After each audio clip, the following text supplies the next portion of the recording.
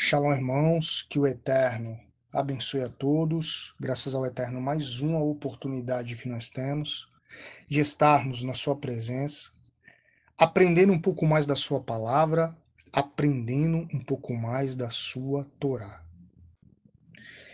O que é a besta com 7 cabeças e 10 chifres de Apocalipse, capítulo 13, verso 1? Mais um pouco de escatologia aqui no canal A Torá é Santa, irmãos. A gente vai estar estudando esse verso. Lembrando, irmão, que o livro de Apocalipse é um livro que contém muita simbologia, muita metáfora, ok? E a gente tem que tomar cuidado. Se a gente não buscar o contexto judaico, a gente começa a fazer muita conjectura, ok? Existe muita analogia, muita simbologia. Então, é mais um estudo sobre escatologia, sobre Apocalipse 13, e eu tenho certeza que esse estudo ele vai ser abençoador, vai agregar conhecimento a todos, ok? O que é a besta com 7 cabeças e 10 chifres de Apocalipse 13? 7 cabeças provavelmente representam 7 reis, 10 chifres, 10 países. E a besta de 7 cabeças de Apocalipse 13:1, provavelmente ela representa o sistema político mundial. Vamos ler aqui Apocalipse 13:1 para a gente iniciar o estudo. E eu pus-me sobre a areia do mar e vi subir do mar uma besta que tinha 7 cabeças e 10 chifres, e sobre os seus chifres 10 diademas, e sobre as suas cabeças um nome de blasfêmia.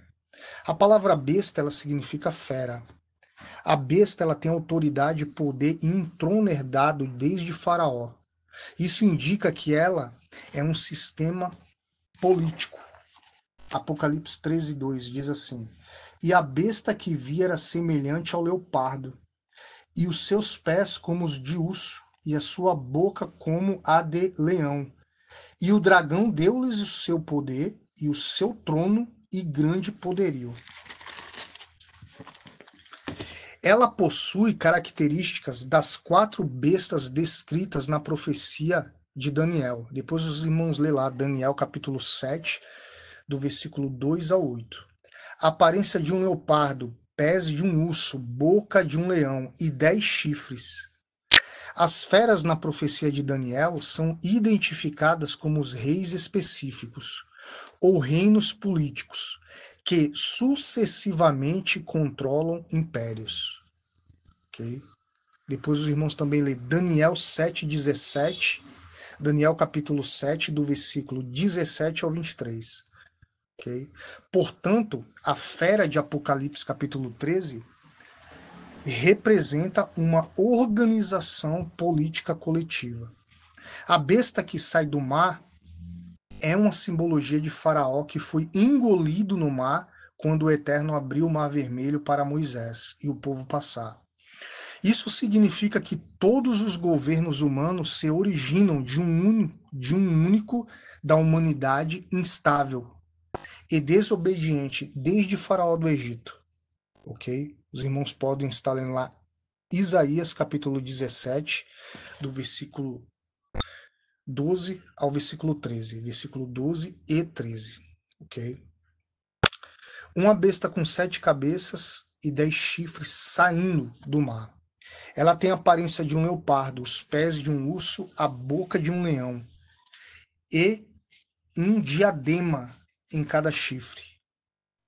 O que é a fera de 7 cabeças de Apocalipse 13? Né? Será que não representa aí um sistema político mundial? A fera ela tem autoridade, poder em um trono específico. Isso indica que provavelmente é um sistema político. A gente acabou de ler aqui Apocalipse 13:2. Ela governa sobre toda tribo e povo, e língua e nação. Assim é maior do que o governo de um único país. Apocalipse 13:7. Né? E foi-lhe permitido fazer guerra aos santos e vencê-los, e deu-lhes poder sobre toda tribo e língua e nação. Esse versículo de Apocalipse aqui, capítulo 13, verso 7, mano, é um versículo muito forte para provar, né, que a igreja vai passar pela grande tribulação, né? A linha pré-tribulacionista diz que a igreja, os santos, vão subir para o céu. Mas o versículo Apocalipse 13, 7 é claro que os santos vão ser perseguidos, ok? A gente tem vários estudos aqui no canal, inclusive a gente tem um curso grátis onde a gente fala muito sobre isso, que é só os irmãos estarem pesquisando aí. Ela possui característica das 4 feras descritas na profecia em Apocalipse. Ou melhor, na profecia em Daniel 7, 2 a 8. Okay?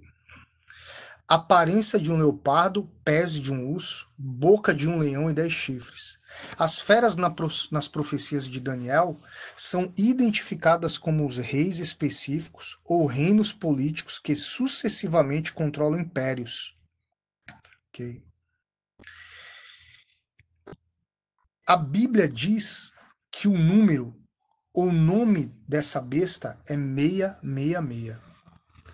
É o número de um homem.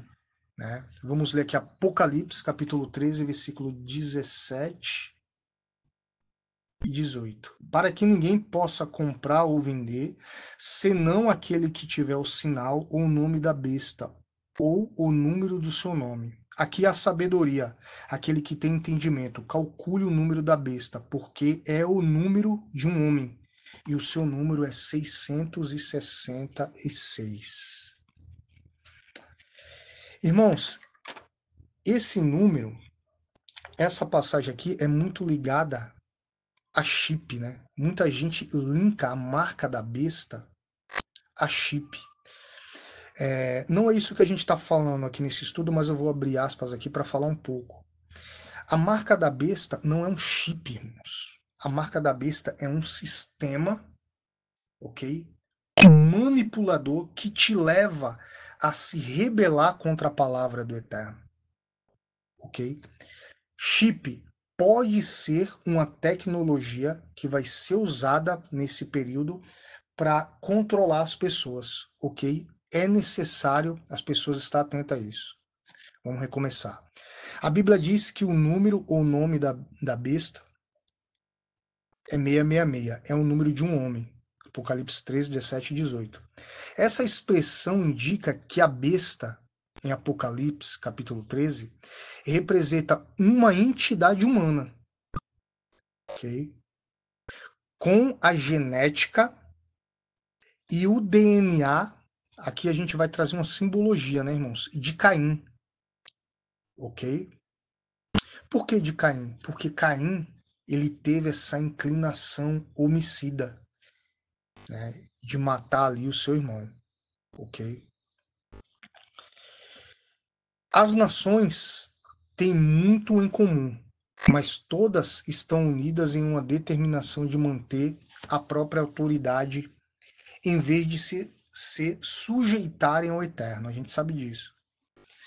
Na guerra do Armagedon, as nações também ficaram unidas em lutar contra o exército do Eterno, comandado por Yeshua, nosso Mashiach. No entanto, todas elas serão destruídas. Depois os irmãos podem estar lendo em Apocalipse 16, 14, 16, 19, Apocalipse capítulo 16, 14 e 16, Apocalipse 19, capítulo 19, versículo 19 e 20. Ok, irmãos? 10 chifres e 7 cabeças. Na Bíblia, alguns números são usados de modo simbológico. Por exemplo, 10 e 7 significam totalidade. A chave para entender o que representa os 10 chifres e as 7 cabeças, né, da besta de Apocalipse, capítulo 13, é a imagem da fera, da besta, identificada mais tarde em Apocalipse. Essa segunda besta é cor vermelha de escarlate e tem 7 cabeças e 10 chifres. Ok? Depois os irmãos podem estar meditando em Apocalipse 13, 1, versículo 14 e 15 também, do capítulo 13, e Apocalipse capítulo 17, verso 3. Vamos ler esse verso, que diz o seguinte: elevou-me em espírito a um deserto e vi uma mulher sentada sobre uma besta de cor de escarlata, que estava cheia de nomes de blasfemas e tinha 7 cabeças e 10 chifres. A Bíblia diz que as 7 cabeças dessa fera representam 7 reis ou governos. Depois os irmãos leem lá Apocalipse 17, 9 e 10. Ok? Vamos ler aqui. Aqui o sentido que tem sabedoria. As 7 cabeças são 7 montes sobre os quais a mulher está assentada. E são também 7 reis, e 5 já caíram. E um existe, outro ainda não é vindo. E quando vier, convém que dure um pouco de tempo. Do mesmo modo, as 7 cabeças da besta, de Apocalipse capítulo 13, verso 1, representam 7 governos. Provavelmente, irmãos, Egito, Assíria, Babilônia, Medo-Persa, Grécia e Roma. Okay? E o que pode ser considerado uma potência anglo-americana, que dão origem ao reino da Inglaterra.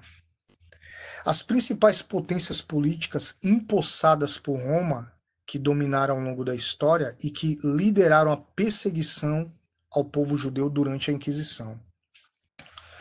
Se os 10 chifres, que geralmente simbolizam governos, representam todos os estados soberanos, pequenos e grandes, então a coroa, que muitas vezes é um símbolo de poder e autoridade, em cada chifre, indica que outras nações governam ao mesmo tempo que a principal potência política, né?